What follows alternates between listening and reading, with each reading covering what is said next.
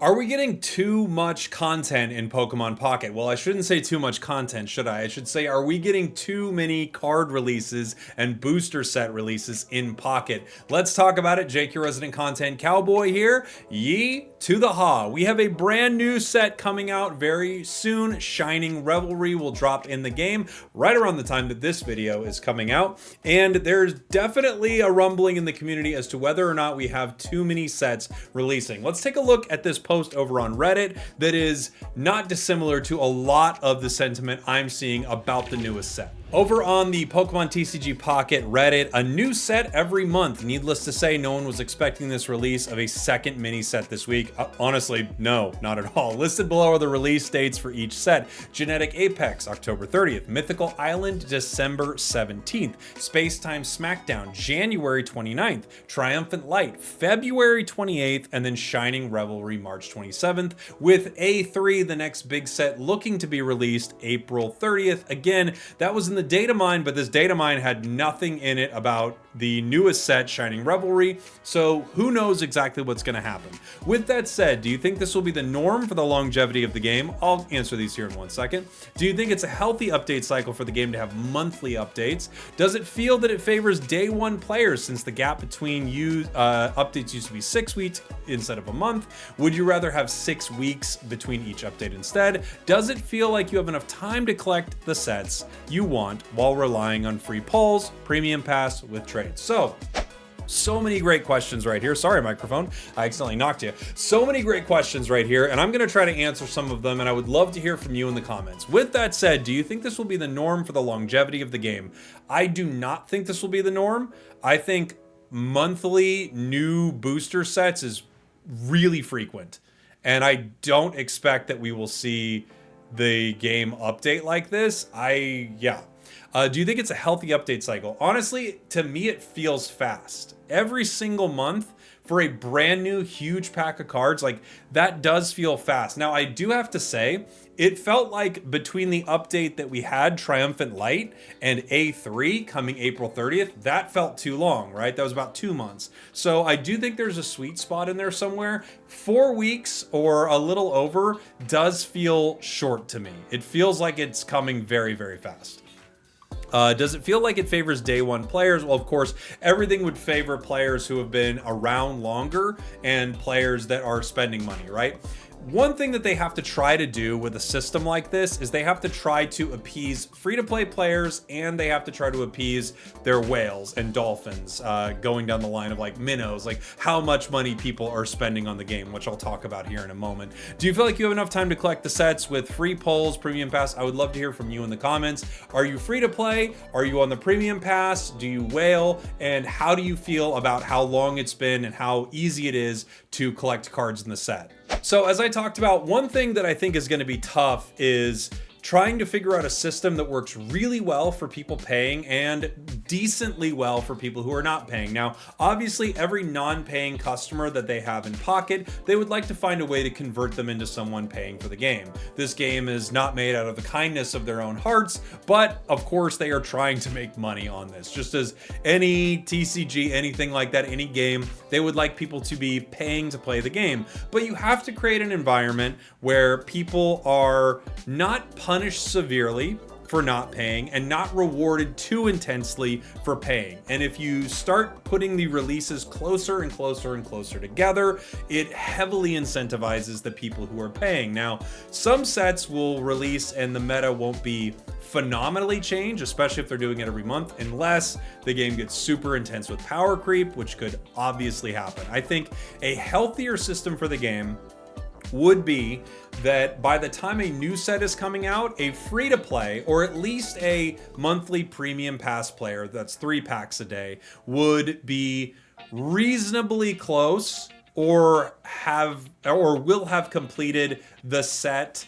Maybe not with duplicates of every card, and definitely not, of course, with alternate rares and all that, with, full arts of everything. They wouldn't have that. But you would want someone who is playing this game for free to not expect that they will get every card right away and can make every single deck immediately. That would not be a logical thing to expect, because if you did, that would mean the people who are paying aren't really paying for much of value. They're just paying to get something a little earlier. But you would want players who are paying to feel like they're getting their money's worth, and players who are not paying or paying a much smaller amount, like just having the monthly pass or something like that, are also in an environment that they enjoy.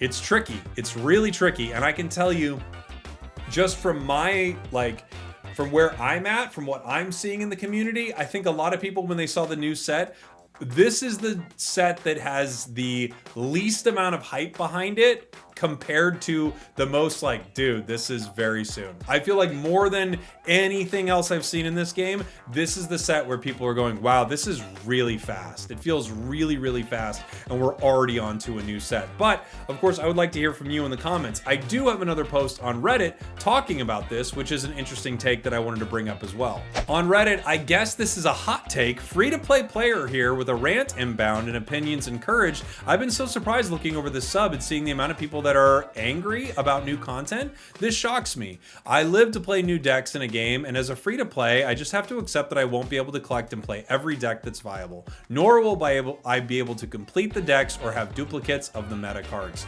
I don't think everyone feels like that, but it is true that this game is not designed for people who are paying nothing to always have the most relevant, newest cards. But this is where I'm confused. A new surprise expansion should be universally a good thing. New content evolves the meta away from Arceus Dialga that everyone complains about and gives us new cards to collect. I understand if you're a completionist, this means more investment is needed to complete all your personal objectives in the game. But if you're so completionist that you wish the expansion didn't exist, don't participate. Finish collecting Triumphant Light and then prep your resources for A3. Or if you're so concerned that the meta will shift away from the cards you collected, watch the meta upon A2B release and choose what deck you'll aim for to build. Am I the only one who feels this way? I'm honestly just excited about new packs to open and cards to collect. I feel like the fact that we can't catch them all shouldn't stop us from enjoying new free content. Yeah, it is tricky. And this is so true. Like one of the top comments, people want to be free to play completionists in a gacha game. If every single player was able to do this, the game would cease to exist because there'd be zero incentive to make money. People seem to be unable to grasp a simple concept like this. So I don't think it's as black and white as, oh, don't you see? You shouldn't be able to collect all these cards. But it is, again, this very tricky tightrope that this game has to walk. It is a free game that everyone is able to download, and part of what got people so excited about it is you download it, you're opening packs, you get some cool cards here and there. When the game starts to, put more and more packs, when the game starts to compile more and more and more and more, I do think it starts to feel overwhelming. It kind of starts to feel daunting. It looks like there's a mountain, and as a free-to-play player, or even as someone who's kind of engaging in the game in a small way monetarily, might not want to continue because they just feel like they can't keep up. I do think it's very tricky. I think the 6-week time window felt pretty right to me. It also felt like they had good kind of booms and then lulls in content and excitement, and then boom, lull, boom, lull.